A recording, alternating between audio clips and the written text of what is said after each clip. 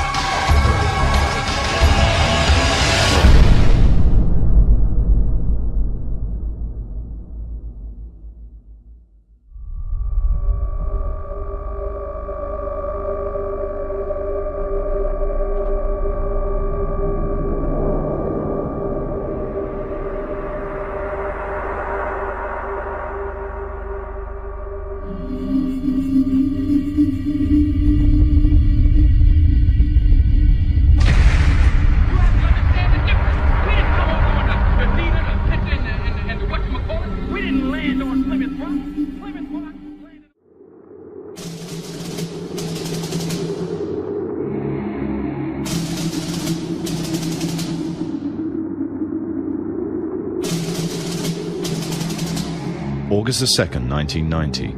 Saddam Hussein's forces crashed through the defenses of oil-rich Kuwait. In fear of an Iraqi invasion into Saudi Arabia, the United States and her coalition allies poured into the Arabian Peninsula to form a deterrent that would be known as Desert Shield. The result was a series of diplomatic talks, negotiations and counter-negotiations that rapidly declined into a no-hope situation. On August 17th, 1991, Desert Shield became Desert Storm.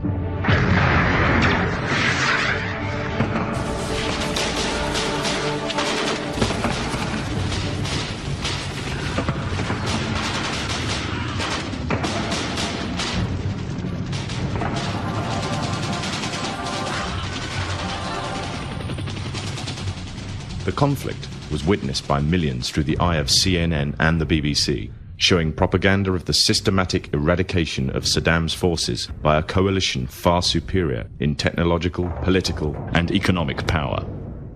However, what was little known was that from the outset the war was engineered, controlled, and manipulated by an elite group. A group which had created the illusion of a man with power, at the head of a million-strong army, on the verge of going nuclear. A man who had gained control over 1/5 of the world's oil overnight. However, in reality, he was merely a pawn, in amongst many pawns, just a puppet in a grand master plan, with the Gulf War as a well-orchestrated stepping stone. The orchestrators of the war were by no means strangers to controlling major world events. In fact, they have done so for centuries. From the shadows, they have engineered every major war, revolution, and recession. They control everything you read, everything you hear, and everything you see. They have managed to indoctrinate an entire populace to their way of thinking, and have infiltrated key positions in places of authority. And it is from the shadows that they have created a new political order, a new economic order, and more sinister, a new religious order. Their ultimate aim is total global domination, and they will stop at nothing to reach their goal. The goal that was outlined in a speech given by former President of the United States, George Bush. What is at stake is more than one small country. It is a big idea, a new world order.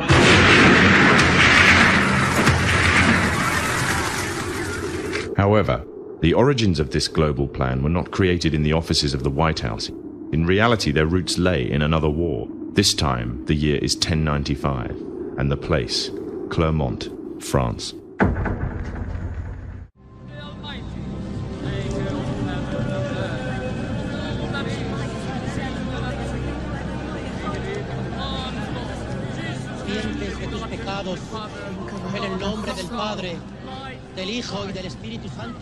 The 11th century Europe was ruled by the Church, which held a firm grip on the hearts and minds of the people.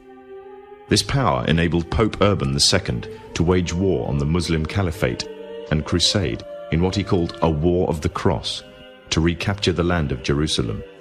It had been under Muslim rule since the year 637, but in 1099, this rule was brought to a bloody and sudden end.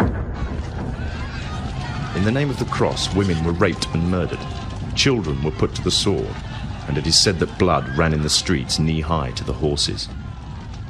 Out of this land of bloodshed and terror, a group of men arose. Men that would stop at nothing to get what they wanted, no matter what the cost. 20 years after Jerusalem was taken, the Dome of the Rock was seized by a group of warrior monks calling themselves the Knights of the Temple of Solomon, or more simply, the Knights Templars.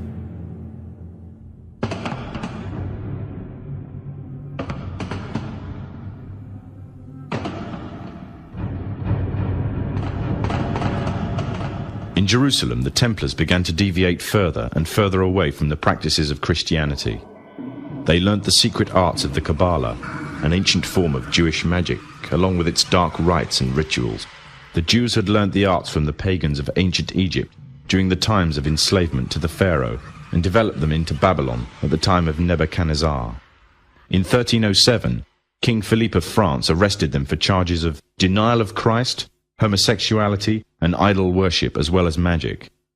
In 1314, Pope Clement V declared all Templars as heretics to Christianity, ordering all their properties to be seized. Their leader, Jacques de Molay, was captured and burnt to the stake. The Templars were cornered, and just when it seemed they were finished forever, a glimmer of hope arose from a seemingly certain end. They were to find a safe haven as well as an ally. But not in France. In fact, in a country in a desperate struggle for independence against the English, the country of Scotland.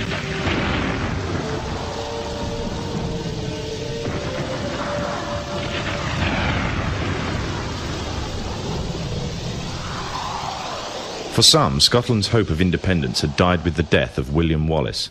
However, to the King of Scotland, Robert the Bruce, the arrival of the Templars gave him a new secret weapon. Their experience, gained over 200 years of fighting the mighty armies of Islam, had made them expert in combat and warfare, and more than a match for any army brought before them. In 1314, the Templars, allied with Robert the Bruce and his army, took to the fields of Bannockburn in the long-awaited showdown with the English. Robert the Bruce's foresight paid off. The 25,000-strong English army suffered a humiliating defeat at the hands of only 6,500 men.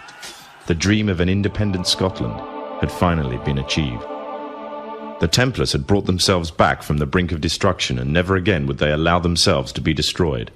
This time they would control the country by controlling its kings, and in order to preserve their secret order, the Templars would have to die, or more precisely, the name would have to die.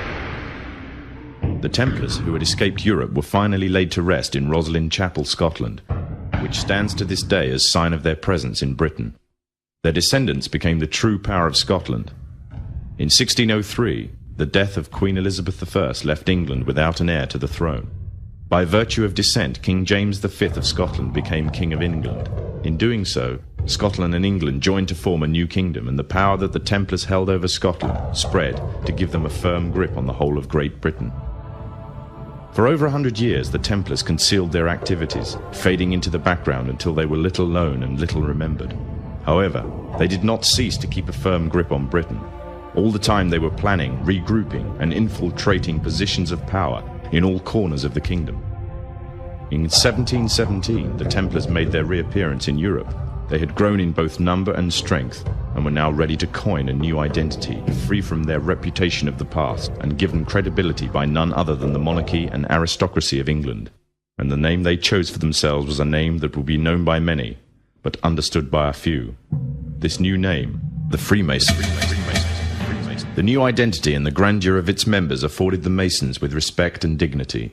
The first royal member of the Freemasons was Frederick, Prince of Wales. The latest members include Prince Philip, the Duke of Edinburgh, and consort to the current Queen of England, Elizabeth II, who herself is a grand patron to the Masons. However, behind closed doors, the Freemasons were free to indulge in the secret rites and rituals handed down to them by their ancestors, and these became the basis of their levels of membership, called degrees. The Freemasons were not content with power in Britain alone. Their ambitions were far greater. In the years to come, the world would witness Europe and America being plagued by wars and revolutions, each more devastating than the other. However, These would not be as commonly believed the spontaneous effects of a downtrodden people, but in fact schemes created by the exclusive few driven by hunger for absolute power. All this would take place from the very country from which they had fled centuries earlier, and would come to the base for their global domination.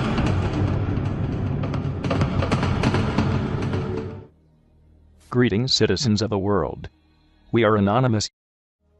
We are aligned as members of the human race and paralleled in the direction of social change in any and all attempts to end government corruption, totalitarian methodology, authoritarian oppression, and any financial or political gain a government body may produce upon the suffering of its own people. We are many. We follow no one. We question all authority and call for any and all authority to be held publicly accountable for their crimes against mankind. When government crimes are reported or brought to our attention, it is the shared responsibility to investigate the report made before any attack or retaliation may be prepared or carried out. The Novemberist resistance shall never allow ourselves to be manipulated by one government body to attack another, nor shall our services be contracted out for monetary or political gain. We are a collective movement fighting for human freedoms, rights and liberation. We are not mercenaries. We are Novemberists.